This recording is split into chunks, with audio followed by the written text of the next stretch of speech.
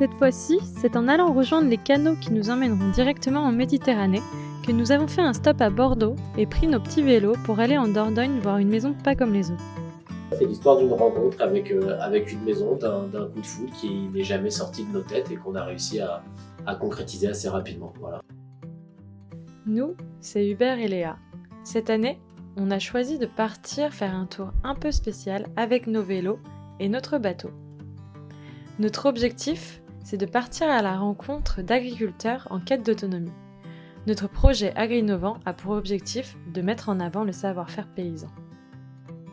Je m'appelle Pauline, j'ai 33 ans, j'habite avec Benjamin et Noéa dans une maison autonome qui s'appelle un Earthship. Bon, en fait, pour commencer, on va vous expliquer ce que c'est qu'un Earthship.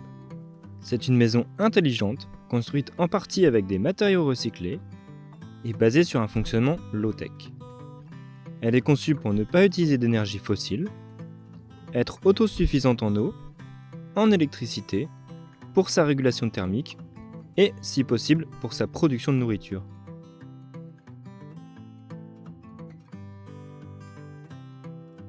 Elle est semi-enterrée, donc soit dans une pente, soit elle est recouverte de terre à l'arrière, donc pour que justement on puisse garder cette énergie, la chaleur en hiver et la fraîcheur en été.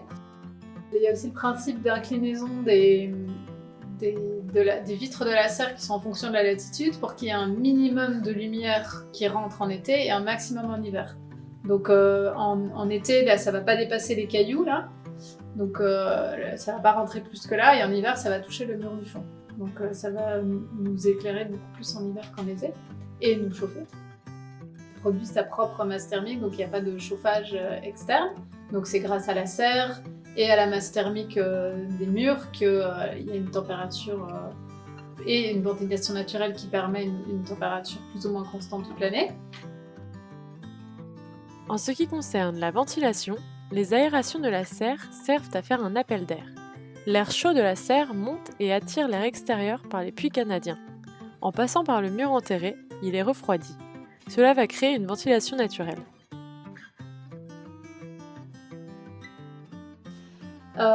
Il y a des matériaux recyclés, donc le mur de base de la maison c'est du pneu tassé avec de l'air pour faire cet effet de masse thermique. Il y a aussi des canettes pour faire les cloisons, pour essayer de réutiliser de la matière, enfin utiliser moins d'eau sinon, moins de matière. Il y a des bouteilles, là on les voit derrière.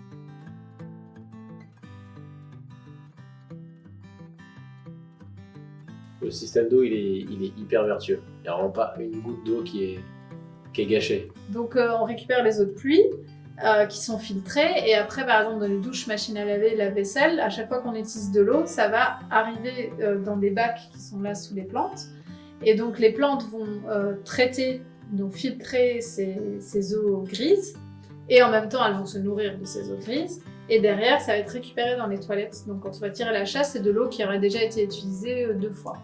Et après, une fois que nos œufs noirs sont évacués, elles vont vers la phytoépuration à l'extérieur.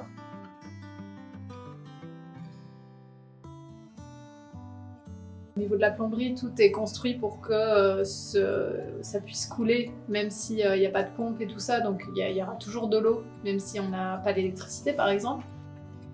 En ce qui concerne l'électricité, ils sont autonomes grâce à leurs panneaux solaires ainsi qu'à leurs batteries qui servent de stockage. Pour l'alimentation, ils ont commencé depuis 3 ans leur potager extérieur afin de faire pousser en quantité des fruits et légumes. Et ils ont aussi la serre, mais là on va laisser Pauline vous en parler. Voilà, donc la serre, elle n'a pas besoin d'être arrosée, vu qu'elle fonctionne avec les eaux grises. Donc on peut y faire pousser pas mal de choses. Il faut que justement ce soit varié, pas que des choses qui se nourrissent. Il faut des petits arbustes, il faut des plantes, il faut un peu de tout pour qu'il y ait un équilibre. Comme il ne gèle jamais dans cette serre, ça nous permet d'avoir des choses qu'on ne peut pas avoir en hiver. Donc ça veut dire que nous, nos plants de tomates, en fait, ils deviennent vivaces. Donc on continue d'avoir des tomates en plein hiver, pas beaucoup. Et ça nous permet surtout d'avoir à portée de main plein de choses qu'on cuisine tous les jours. Après, en quantité, évidemment, c'est pas la serre qui va nous nourrir. Même si on a plus d'espace qu'on pourrait exploiter, on a encore beaucoup de choses à expérimenter. On pourrait faire des cultures en seaux qui pendent, voilà, pour essayer d'exploiter un maximum la lumière et la chaleur. Voilà, on est quand même limité dans l'espace, donc c'est pour ça qu'on a un grand potager dehors pour pouvoir faire pousser les choses pour pouvoir tenir l'hiver.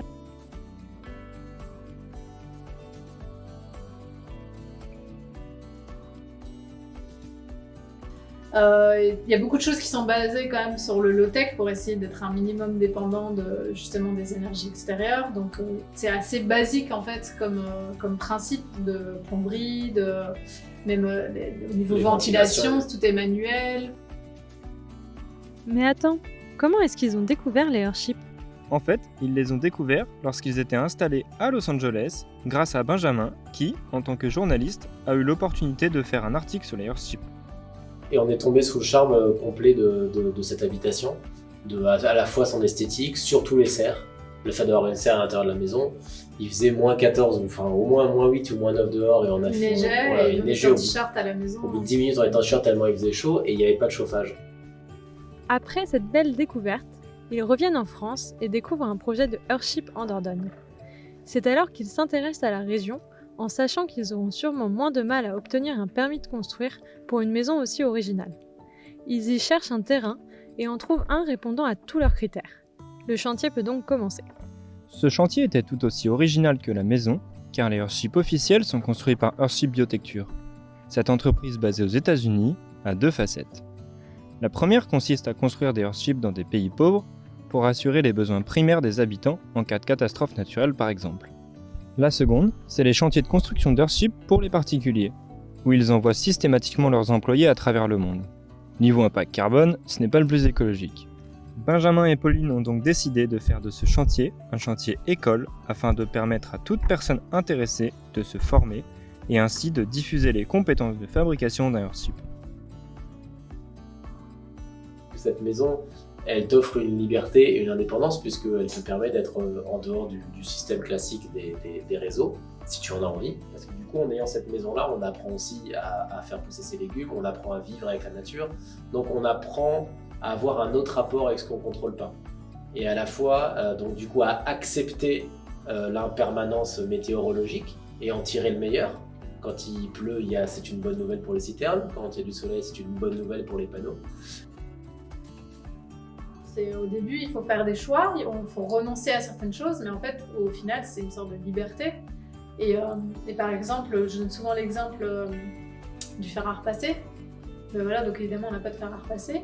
En fait, la solution, c'est juste de ne plus acheter des vêtements qui se repassent. Et en fait, tout est une question de choix, de où on veut mettre son temps et son énergie. Et pour moi, il n'y a rien de plus important d'avoir un habitat sain, de manger sainement, pour moi, c'est ça ma priorité dans la vie, donc ça doit passer avant le fait de devoir gagner de l'argent. Mais du coup, l'objectif c'est d'être entièrement autonome ? Il faut pouvoir sortir de notre bulle et ne pas se couper des choses et pas vouloir faire une fixation sur l'autonomie à tout prix. Et puis en fait, ça n'aurait pas de sens parce que sinon on se coupe des autres et c'est pas le but. En fait, il ne faut pas non plus oublier qu'en fait, cette quête d'autonomie, il faut qu'on l'ait ensemble. Grâce à Benjamin et Pauline, on a pu découvrir une maison résiliente, bien adaptée à son environnement. Nous sommes ensuite repartis pour de nouvelles découvertes à travers les canaux.